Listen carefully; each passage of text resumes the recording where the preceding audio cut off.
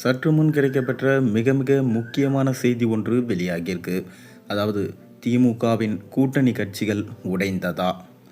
தூய்மை பணியாளர்கள் போராட்டத்தை தமிழக அரசு கையாண்ட விதம் கடும் விமர்சனங்களை உருவாக்கியிருக்கு. இந்நிலையில் இந்திய கம்யூனிஸ்ட் கட்சி மாநாட்டில் முதல்வர் ஸ்டாலின் பங்கேற்றிருந்த நிலையில் அவர் முன்னிலையில் கூட்டணி என்பதனால அனைத்தையும் ஆதரிக்க மாட்டோம் என மார்க்சிஸ்ட் கம்யூனிஸ்ட் கட்சி மாநில செயலாளர் பே. சண்முகம் கராராக பேசியிருக்காரு. இந்திய கம்யூனிஸ்ட் கட்சியின் 26வது மாநில மாநாடு சேலத்தில் நேற்று நடைபெற்றது. இம்மாநாட்டில் முதல்வர் மு.க. ஸ்டாலின், சிபிஎம் செயலாளர் பே. சண்முகம் உள்ளிட்ட தலைவர்கள் பங்கேற்றிருந்தாங்க.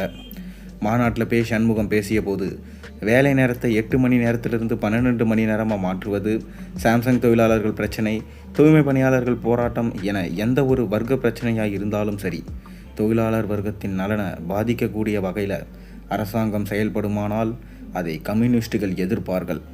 அதுதான் எங்களுடைய வர்க்க கடமை. எங்களின் வர்க்க நலனை விட்டு கொடுத்துவிட்டு அரசியல் உறவு என்பது எப்படி சாத்தியமாகும்?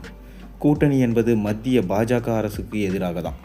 பாஜகவை எதிர்த்த களத்தில் நிற்போம், கழகத்துடன் நிற்போம். ஆனால் அதே நேரத்தில் தொழிலாளி வர்க்கத்தின் நலன், உழைப்பாளி மக்களின் நலன் பாதிக்கப்படும் எனில் அதை தவறு என்று மார்க்சிஸ்ட் கம்யூனிஸ்ட் கட்சியும் இந்திய கம்யூனிஸ்ட் கட்சியும் இணைந்து தைரியமாக சொல்லும். முரண்படுவதும் உடன்படுவதும் சேர்ந்துதான். இந்த கூட்டணியை தவிர அனைத்தையும் ஆதரிப்பதும் அனைத்திற்கும் உடன்பட்டு போவது இந்த கூட்டணியின் நிலைப்பாடு அல்ல என்று பேசியிருக்காரு.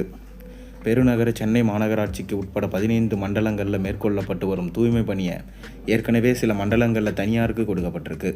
மற்ற மண்டலங்களிலும் இதே நடைமுறை மேற்கொள்ள முயன்றபோது தூய்மை பணியாளர்கள் எதிர்ப்பு தெரிவித்து போராட்டத்தில் ஈடுபட்டாங்க.